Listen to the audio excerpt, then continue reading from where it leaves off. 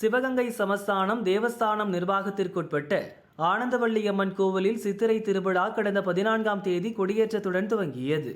விழாவின் முக்கிய நிகழ்வான திருக்கல்யாணத்திற்காக ஆனந்தவள்ளியம்மன், சோமநாதர் சுவாமி பிரியாவிடையுடன் பொன்னம்பலம் பிள்ளை மண்டகப்படியில் எழுந்தருளினர். காலை 9:50 மணிக்கு சோமநாதர் சுவாமியிடமிருந்து பெற்ற திருமாங்கல்யத்தை ஆனந்தவள்ளியம்மனுக்கு அணிவித்தனர். அம்மனுக்கும் சுவாமிக்கும் தீபாராதனை காட்டப்பட்டது. பெண்கள் தங்களது திருமாங்கல்யத்தையும் மாற்றிக்கொண்டனர். திருக்கல்யாண ஏற்பாடுகளை பொன்னம்பலம் பிள்ளை மண்டகப்படிதார்கள், சிவகங்கை தேவஸ்தான நிர்வாகத்தினர் செய்திருந்தனர். பக்தர்களுக்கு அன்னதானம் வழங்கப்பட்டது. கோவில் நிர்வாகம் சார்பில் பக்தர்களிடமிருந்து திருக்கல்யாண மொய் வசூலிக்கப்பட்டது.